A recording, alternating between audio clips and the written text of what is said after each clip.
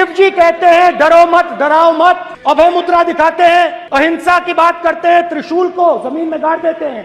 देखिए नीलम जी, अब यहाँ से मेरी और राहुल गांधी की जो लाइनें अलग हो जाती है। यहाँ से राहुल गांधी की लाइन आती है हिंदुओं के साथ कॉम्प्रोमाइज़ करने जाने की, जो है वो शिव का भी नाम लेते हैं कि शिव ने त्रिशूल ले रखा है, त्रिशूल को वहाँ गाड़ दिया। हिंसा नहीं कर रहे हैं, अहिंसा कर रहे हैं। और मैं कह रहा हूँ कि हिंदू धर्म का जो आदर्श हैं, जितने भी आदर्श हैं, सब हथियार लिए हुए हैं।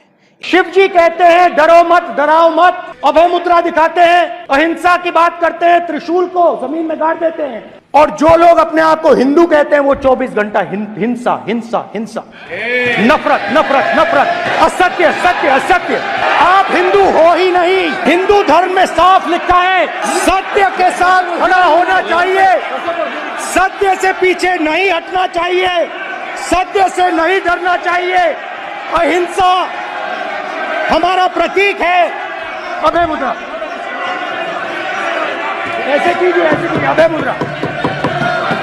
पूरे हिंदू समाज को हिंसक कहना ये गंभीर विषय है। नहीं नहीं नहीं, नरेंद्र मोदी जी पूरा हिंदू समाज नहीं है, बीजेपी पूरा हिंदू समाज नहीं है, आरएसएस पूरा हिंदू समाज नहीं है। हिंदू हिंसा नहीं फैला सकता, हिंदू नफरत नहीं फैला सकता।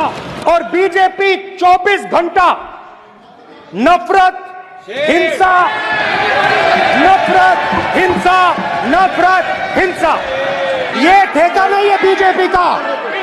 सब हिंदू हैं यहाँ पे, आप बात समझिए। ये इसलिए चिल्ला रहे हैं क्योंकि तीर जाके दिल में लगा है, दिल में जाके तीर लगा है, इसलिए ये चिल्ला रहे हैं। चुप बोलो।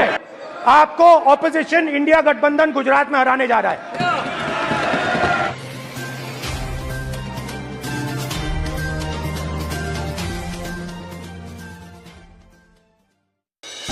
और इस तरह से जो पहले कभी सीन हमने संसद भवन का नहीं देखा कि संसद भवन में इस तरह से खासकर पर्टिकुलर हिंदू धर्म को लेकर इतना विवाद छिड़ा हो। और यहाँ तक कि राहुल गांधी ने जब एक स्टेटमेंट की कि आप लोग हिंदू हो ही नहीं, और हिंदू हो नहीं तो उन्होंने तुरंत राम मंदिर का भी मुद्दा वहाँ पर उछाल दिया और उन्होंने दिखा दिया कि तुम हिंदू हो और कैसे हिंदू हो। तो सर क्या लग रहा है कि आज लोग खुलकर बोल रहे हो और समझ रहे हैं, खासकर वो लोग जो कहीं ना कहीं इसके खिलाफ खड़े होते थे और एक ऐसी संस्कृति के खिलाफ लड़ते थे कि जो काल्पनिक है और काल्पनिक एक तरह से ये कहें कि हवा में टिकी हुई है। देखिए नीलम जी, अब यहाँ से मेरी और राहुल गांधी की जो लाइनें अलग हो जाती है। यहाँ से राहुल गांधी की लाइन आती है हिंदुओं के साथ कॉम्प्रोमाइज़ करने जाने की, जो है वो शिव का भी नाम लेते हैं कि शिव ने त्रिशूल ले रखा है, त्रिशूल को वहाँ गाड़ दिया। हिंसा नहीं कर रहे हैं, अहिंसा कर रहे हैं। और मैं कह रहा हूँ कि हिंदू धर्म का जो आदर्श हैं, जितने भी आदर्श हैं, सब हथियार लिए हुए हैं। एक भी देवी देवता ईश्वर बिना हथियार के नहीं है। और जिनके आदर्शों का रोम रोम हिंसा से भरा हो, उनसे आप जो है अहिंसा की बात कैसे कर सकते हैं, अहिंसा की उम्मीद कैसे कर सकते हैं। और जब हमारे आदर्श जैसे होंगे उसी बात का तो हम पालन करेंगे। जब हमारे आदर्श कह रहे हैं कि हिंसा से ही धर्म की स्थापना होगी, चाहे वो रामायण में राम का पात्र हो, चाहे वो महाभारत में जो है कृष्ण नाम का पात्र हो, दोनों ही धर्म युद्ध लड़ रहे हैं और अधर्म से लड़ रहे हैं और धर्म की स्थापना के लिए लड़ रहे हैं, धर्म राज्य बनाने के लिए लड़ रहे हैं। और किससे लड़ रहे हैं? साधन क्या है उनका? हिंसा। उनके पास कोई अन्य साधन नहीं है। पूरी रामायण में एक घटना ऐसी नहीं है जिसमें राम ने जो है अहिंसा से किसी को जीता हो, अहिंसा से किसी को समझा लिया हो, किसी को मतलब जो है समझा बुझा के। हर बार वो डर दिखा रहे हैं कि अगर नहीं मानेगा तो मेरे पास ये हथियार हैं, मैं इसका इस्तेमाल कर दूंगा। यहाँ तक कि जो समुद्र है, बेचारा समुद्र निर्जीव है, सजीव नहीं है, उस निर्जीव समुद्र पर भी जो है धनुष बाण ताने खड़े हो जाते हैं। बताइए, हद होती है। आप किसी नदी नाले तालाब के सामने खड़े हो जाओ और हाथ जोड़ के उससे अनुनय विनय करो कि हे नदी, हे नाले, हे तालाब, तू जो है मेरे को रास्ता दे दे, मुझे इसको तेरे पार करना है। कभी ऐसा हुआ है क्या? ये तो सामान्य बुद्धि की बात है। यानी कि इनके आदर्श जो हैं, जो बातें कह रहे हैं, सामान्य बुद्धि की भी बात नहीं है। क्या पीने खाने वाले लोग हैं? किस तरह की बातें हैं, किस तरह की मर्यादा है, मेरे को तो समझ में नहीं आ रही है। हर एक किसी भी हिंदू से पूछ लो, आप जो है पूछो, किसी भी हिंदू को ले आके खड़ा कर दो नदी के पास जो है कि भाई तुझे जो है उस तरफ जाना है और तू यहाँ खड़ा हो जा और इस नदी से जो है अनुनय विनय कर, प्रार्थना कर, यहाँ पर जो है यज्ञ कर यहाँ पे, ताकि तेरे को ये नदी जो है तो रास्ता दे दे ताकि तू आराम से पार कर ले। वो हिंदू खुद ही बोलेगा पागल है क्या, ये तो बोलेगा पागल है क्या। अब पागल किसको बोल रहा है वो?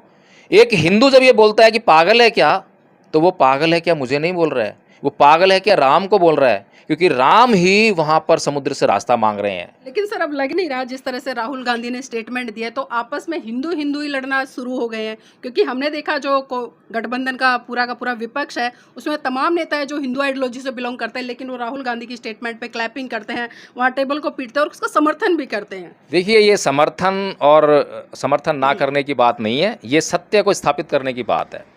इस देश में सत्य को बहुत लंबे समय तक छुपाया गया।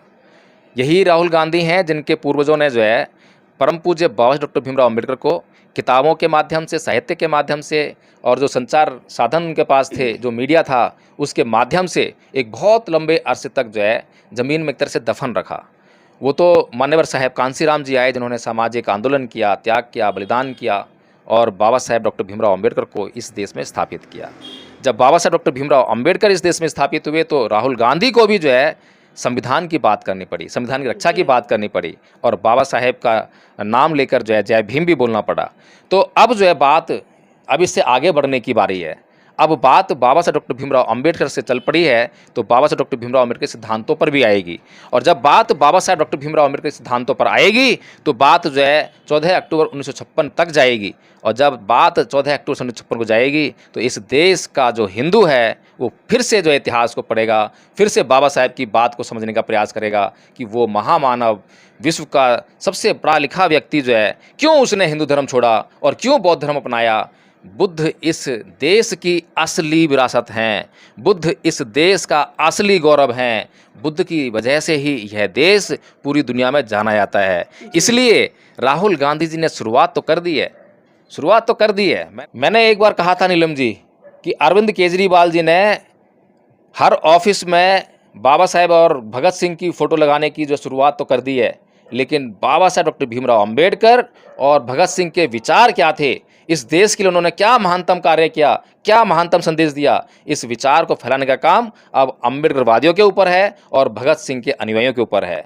तो नीलम जी, अब इस तरह से जो राहुल गांधी ने शुरुआत कर दी है, बेशक जो है बहुजन नेता ये शुरुआत करने से हिचकिचाते रहे, डरते रहे कहीं ना कहीं जो है, लेकिन अगर शुरुआत हो गई है तो अब इस बात का प्रचार प्रसार हर एक हिंदू के कानों में जाने की ज़रूरत है अब, और इस बात के हर एक हिंदू के कान में जब जाए बात जो है तो हर एक हिंदू को जो है अब अपने ऊपर जब मंथन करने की ज़रूरत है कि उसका रोम रोम जो है हिंसा से भरा है या अहिंसा से भरा है, उसको हिंसा की ज़रूरत है या अहिंसा की ज़रूरत है। अगर उसको अहिंसा की ज़रूरत है, अगर उसको शांति की ज़रूरत है, अगर उसको भाईचारे की ज़रूरत है, तो वह संदेश जो है राम और कृष्ण से आएगा या वो संदेश भगवान बुद्ध से आएगा।